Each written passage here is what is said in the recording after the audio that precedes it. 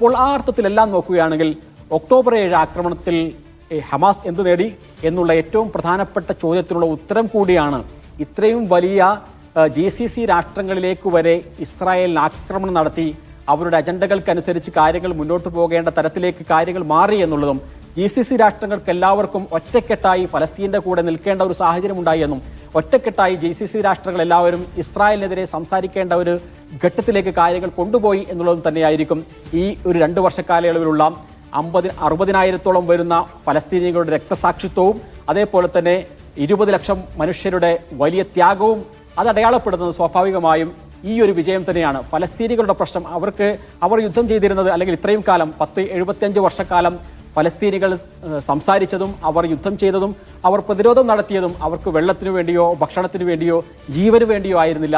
അവർ ജനിച്ച നാടിൻ്റെ മണ്ണിനു വേണ്ടിയായിരുന്നു, ആ നാടിൻ്റെ സ്വാതന്ത്ര്യത്തിന് വേണ്ടിയായിരുന്നു. ആ സ്വാതന്ത്ര്യം, ആ ഫ്രീഡം എന്ന് പറയുന്നത് ഇന്ന് ലോകരാഷ്ട്രീയത്തിലെ ഒന്നാമത്തെ വിഷയമാണ് എന്നുള്ള കാര്യത്തിൽ ഒരു സംശയവുമില്ല.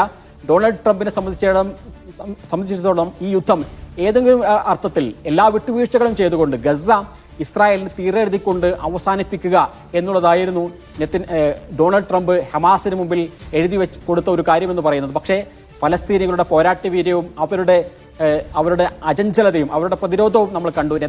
ട്രംപിന് മുമ്പിൽ ഗസയെ ഒരു നഗര തീരമാക്കി അല്ലെങ്കിൽ ഒരു തീരം നഗരമാക്കി മാറ്റിയെടുത്ത് അത് ട്രംപിന് കൈമാറി അവസാനിപ്പിക്കുന്ന ഒരു വിട്ടുവീഴ്ചക്കും ഫലസ്തീനികൾ തയ്യാറായില്ല.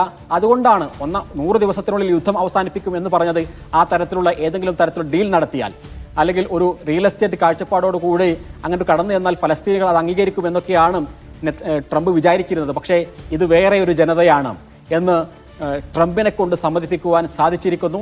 എത്രത്തോളം ആളുകൾ കൊല്ലപ്പെട്ടിട്ടും ആ ജനത മുഴുവനും ഇന്നും ഹമാസിനെ തള്ളിപ്പറഞ്ഞ് രംഗത്ത് വന്നിട്ടില്ല എന്നുള്ളത്, അല്ലെങ്കിൽ ഈ ഒരു പോരാട്ടം അത് അവസാനിപ്പിക്കേണ്ടതാണ്, നമുക്ക് കീഴടങ്ങാം എന്ന് അവിടെയുള്ള 20 ലക്ഷം മനുഷ്യർ പറയുന്നില്ല എന്നുള്ളത് തന്നെയാണ് ഈ ഒരു 2 വർഷത്തോളം നീണ്ടുനിന്ന ഈ ഒരു പ്രതിരോധത്തിൻ്റെ ഒരു പ്രസക്തി എന്ന് പറയുന്നത്.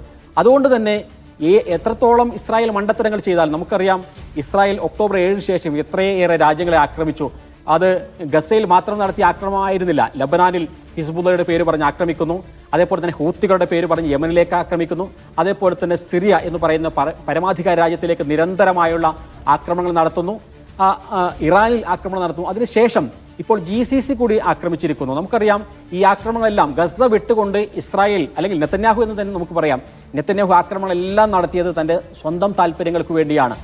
അവിടെയൊന്നും ഈ യുദ്ധത്തിൻ്റെ ഒരു ഗതി കിട്ടുന്നില്ല എന്ന് വരുമ്പോഴാണ് ഇപ്പോൾ ഖത്തറിലേക്ക് ഈ ആക്രമണം നടത്താൻ നെതന്യാഹു തയ്യാറായിട്ടുള്ളത്.